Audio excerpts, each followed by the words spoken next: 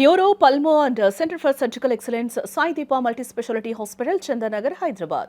మంగళగిరిలోని జనసేన పార్టీ రాష్ట్ర ప్రధాన కార్యాలయం వేదికగా నేడు ఉద్రిక్తత చోటు చేసుకుంది. అత్యంత కట్టుదిట్టమైన భద్రతగా ఉండే పార్టీ కేంద్ర కార్యాలయంలోకి ఒక గుర్తు తెలియని ఆగంతకుడు చొరబడి వీరంగం సృష్టించాడు. ఇనుప రాడ్డుతో పార్కింగ్ ఏరియాలో ఉన్న వాహనాలను ధ్వంసం చేయడం ఇప్పుడు రాష్ట్ర వ్యాప్తంగా సంచలనంగా మారిందని కూడా చెప్పుకోవచ్చు.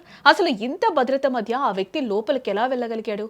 ఇది కేవలం ఒక వ్యక్తి చేసిన పనా, లేక దీని వెనక ఏదైనా కుట్ర దాగి ఉందా అనేది ఇప్పుడు ఉత్కంఠ రేపుతోందని కూడా మనం చెప్పుకోవచ్చు.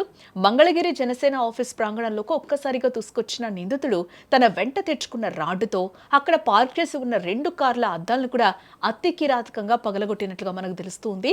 అద్దాలు చిట్లి కింద పడుతున్న శబ్దంతో అక్కడున్న సిబ్బంది ఒక్కసారిగా కూడా ఉలికి పడడం జరిగింది. నిందితుడు ఆవేశంతో ఊగిపోతూ వాహనాన్ని ధ్వంసం చేస్తుంటే అక్కడున్న వారు అతన్ని అడ్డుకునేందుకు ప్రయత్నించారు.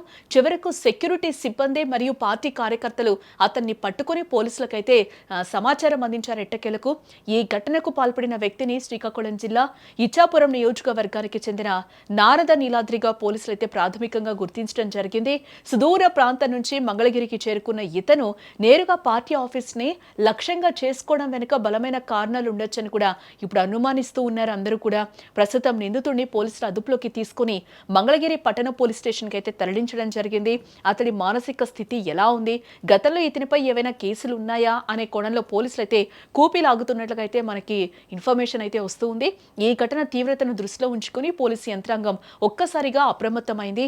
గుంటూరు ఐజీ సర్వశ్రేష్ఠ త్రిపాఠి, ఎస్పీ వకుల్ జిందాల్ స్వయంగా మంగళగిరి పోలీస్ స్టేషన్ కి అయితే చేరుకున్నట్లుగా కూడా మనకి సమాచారం అందుతూ ఉంది. నిందితుడిని నేరుగా ప్రశ్నిస్తూ వివరాలు అయితే సేకరిస్తూ ఉన్నారు. పార్టీ కార్యాలయానికి చేరుకున్న ఉన్నతాధికారులు సీసీటీవీ ఫుటేజ్ ని పరిశీలిస్తున్నట్టుగా కూడా తెలుస్తూ ఉంది. నిందితుడు ఎప్పుడు వచ్చాడు, ఎవరితోనైనా ఫోన్లో మాట్లాడా అనే అంశాలపై కూడా ఫోకస్ పెట్టినట్లుగా తెలుస్తుంది.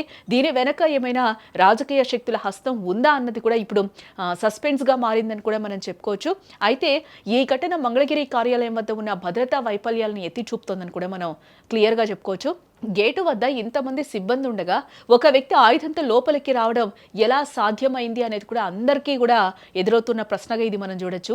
ఇది ముమ్మాటకి సెక్యూరిటీ ఫెయిల్యూరే అని కూడా పార్టీ శ్రేణులు ఆగ్రహం వ్యక్తం చేస్తూ ఉన్నాయి. ప్రస్తుతం జనసేన కార్యాలయం చుట్టూ భారీగా పోలీస్ బలగాలను అయితే మోహరించారు. పార్టీ నాయకులు మరియు కార్యకర్తలు ఆందోళనకు గురి కావద్దని పోలీసులు కోరుతున్నారు.